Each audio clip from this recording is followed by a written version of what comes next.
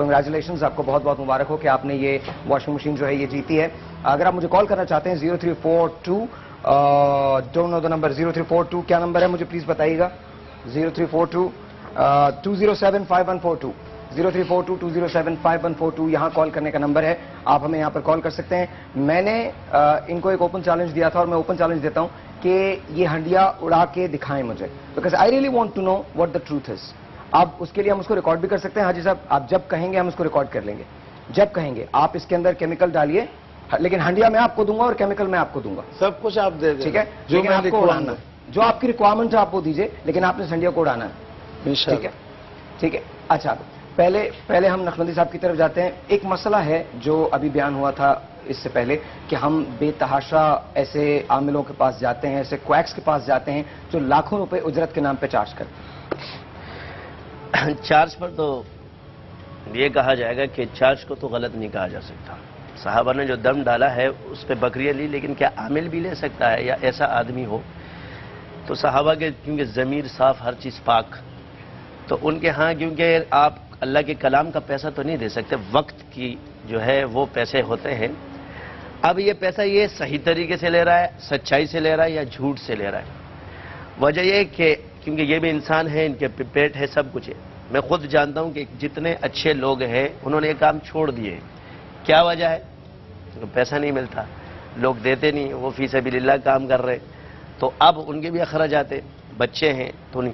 میرے خود اپنے شاگرد نوکریاں کر رہے ہیں جن کو میں نے اتنے اس تک پہنچایا کہ وہ بیٹھ جائے 100 افراد کا علاج ایک دن میں کرے, لیکن وہ جس کے پاس 50 60 70 افراد آتے ہیں وہ فی سبیل اللہ علاج کرتے ہیں. تو پیسے لینے اس پر شرعاً جائز ہے, اس کو آپ ناجائز نہیں کہہ سکتے. یہ کیسے پتہ چلے کہ یہ شخص صحیح ہے, اس سے علاج کروایا جا سکتا ہے؟ بات یہ ہے کہ جو میرا تجربہ رہا ہے, لوگ ایسے لوگوں کے پاس زیادہ جاتے ہیں اور وہ کہتے ہیں جی دعوے دار جب آدمی ہوتا ہے یہ یہاں سے جیب سے نکال دے, پھر ان کے پاس کچھ ایسے عمل وغیرہ ہیں کہ وہ تسخیر کر لیتے, لوگ اس میں اسکریپ ہو جاتے, دے دیتے ہیں. ان وجوہات کی وجہ سے لوگ فوراً جو ہے نا پیسے دے دیتے ہیں. اب صحیح آدمی یہ چیزیں نہیں کرتا. استخارے پر اگر پہلے وہ علاج دونوں طریقوں سے چلا ہے, ایک طریقہ نہ چلا ہے, اس سے بجلا بھی کرے, اگر مجبور ہو جائے کہ بھائی یہ اس کے بغیر نہیں ہوگا تو پھر لے لیں, کیونکہ ڈاکٹر کے بھی ویسے جائز ہے. جی بالکل, ڈاکٹر بھی خدمت خلق کی کر رہے ہیں, لیکن آج آپ ڈاکٹر کا ایک منٹ گزارش یہ ہے کہ ابھی آپ نے ایک سوال کیا ہے کہ یہ کیسے پتہ چلے گا کہ اسی آدمی سے علاج ہوگا ہمارا تو ہم شفا یاب ہو جائیں گے؟ اس کا تو کوئی ثبوت MBBS یا کہیں سے باہر سے پڑھ کے آنے والا جو ڈاکٹر ہے اس کے بارے میں بھی یقین سے نہیں کہا جا سکتا کہ میں ساحر لودھی سے علاج کرواؤں گا. He is very much specialist doctor from America. نہیں, ساحر لودھی کے ہاتھ میں بھی شفا نہیں, نور الزمان کے ہاتھ میں بھی شفا نہیں, نوری کے بھی ہاتھ میں شفا نہیں. صرف ڈاکٹر کا نیت ٹھیک ہے. میں آپ کو ایک بات بتاؤں, دیکھیں میں ریکویسٹ کروں گا, ہم اگر لفاظی سے گریز کریں تو بہتر ہے. میں سنیے میری بات, میں آپ کو نہیں, میں آپ کو حقائق بتاتا ہوں. دیکھیے, بیکاز ہم پریکٹیکل بات کریں, اور پریکٹیکل بات یہ ہے کہ آج کے معاشرے میں یہ بڑے بڑے عوام سادہ لوگ ہیں. آپ نے دیکھ ہی لیا ہے کہ ہمارے یہاں حال کیا ہوا ہے کہ پرائم منسٹر کو ہٹا دیا گیا ہے, اور پورے ملک میں کسی کو بھی اب اس بات کی فکر نہیں ہے کہ کون بنے گا, کیونکہ سب کو پتا ہے جو بھی بنے گا, وہ جو کچھ بھی ہوگا وہ ظاہر ہے وہ سب کے ساتھ ہی ہے. وہ اس میں ہم سب شریک ہیں. اس میں کوئی یہ کہ میں اکیلا, میں نے صرف یہ کہہ دیا نا بابانگے دوہل, باقی شاید سوچ سبھی رہے. تو ہم اگر ان ساری چیزوں سے الگ ہٹ کے پرے ہو کے بہت پریکٹیکل انداز میں سوچیں کہ وہ آدمی جسے روٹی کی فکر ہے, وہ آدمی جسے کپڑے کی فکر ہے, وہ آدمی جس کے پاس بہت لمیٹڈ فنڈز ہیں, اس کے پاس کم از کم یہ تو گارنٹی ہونی چاہیے کہ اگر وہ 2000 روپے کسی عامل کو جا کے دے رہا ہے تو اس کی بیماری جو ہے اس کا علاج تو ہوگا. یہ تو میں جانتا ہوں, شفا تو موت, یعنی وہ اس فن کا ماہر ہے یا نہیں, وہ کیسے پتہ چلتا ہے, اس کی کیا علامات ہوتی ہیں, میں تو یہ جاننا چاہتا ہوں. بہت پریکٹیکل, ہم الفاظ میں تو الفاظ کے ذریعے تو ہم یہ ثابت کر سکتے ہیں کہ جی کسی کے لیے کوئی بھی گارنٹی نہیں ہے. اس کا مطلب یہ کہ کوئی بھی گارنٹی کہیں زندگی میں ہے ہی نہیں کسی چیز کی.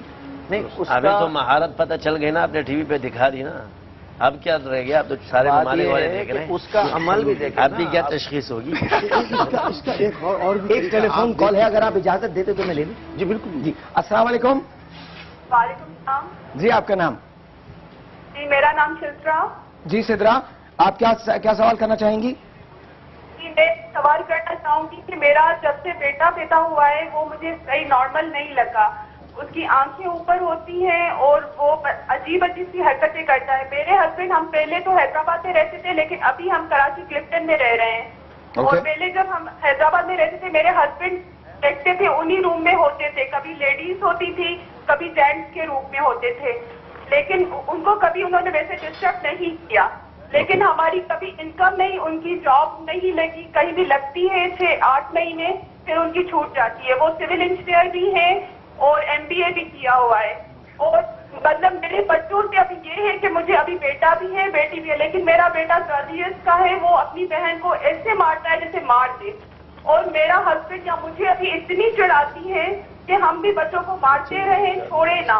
اور میرے ہسبینڈ اور ہمارے بیچ میں جتنا بھی مطلب رشتہ اچھا تھا وہ ہم ہر وقت لڑائی کریں. اور سوتے میں ہمیں مطلب بہت جیسے جھٹکے لگتے ہیں.